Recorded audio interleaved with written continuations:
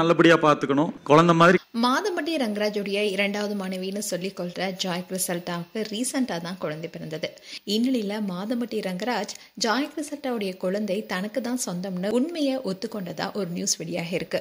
அந்த விஷயம் தான் இப்ப பேசும் பொருளா இருக்கு. மாதம்பட்டி ரங்கராஜுக்கு ஏற்கனவே திருமணமாகி ஸ்ருதி என்ற மனைவி இருக்காங்கன்னு எல்லாருக்குமே தெரியும். அண்ட் ஸ்ருதியை விவாகரத்து செய்யாமலே ஜாய் கிறிசல்டாவை திருமணம் செஞ்சு கர்ப்பமாக்கி ஏமாற்றி விட்டதா ஜாய் கிறிசல்டா கமிஷனர் ஆபீஸ்ல புகாரும் கொடுத்தாங்க.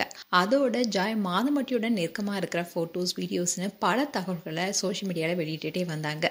இதை தொடர்ந்து சோசியல் மீடியா முழுக்க இவங்களோட விஷயம் தான் பேசும் பொருளா இருந்துச்சு. இந்நிலையில் தான் ரீசெண்டா ஜாய் கிறிசல்டாவுக்கு ஆண் குழந்தையும் பிறந்தாங்க.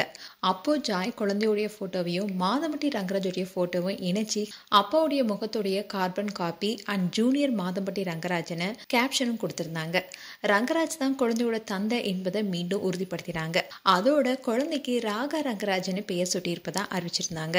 இதை தொடர்ந்து இந்த பிரச்சனை விஸ்வரூபம் எடுத்த நிலையில இதை குறித்து மகளிர் ஆணையத்துல விசாரணை நடைபெற்று வருது. இப்போ இந்த விசாரணையின் முடிவா ஜாய் கிறிசல்டா அவங்களுடைய சோசியல் மீடியா பேஜ்ல வெளிப்படையா ஒரு போஸ்ட் போட்டிருக்காங்க. அதுல என்ன சொல்லியிருக்காங்கன்னா, மகளிர் ஆணையம் நடத்திய சமீபத்திய விசாரணையில என்னுடைய முன்னாள் கணவர் மாதம்பட்டி ரங்கராஜ் என்னை காதலிச்சு திருமணம் செய்ததாகவும் இந்த குழந்தை தனக்கு தான் சொந்தம் என்பதை ஒத்துக்கொண்டாருன்னு தெளிவா குறிப்பிட்டிருக்காங்க.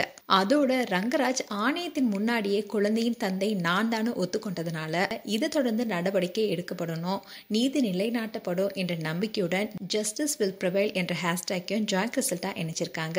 நீண்ட நாட்களா தனக்கு இழைக்கப்பட்ட அநீதிக்கு எதிராக போராடிய ஜாய் கிறிசல்டாவுக்கு இந்த ஒப்புதல் ஒரு பெரிய வெற்றியா பார்க்கப்படுது.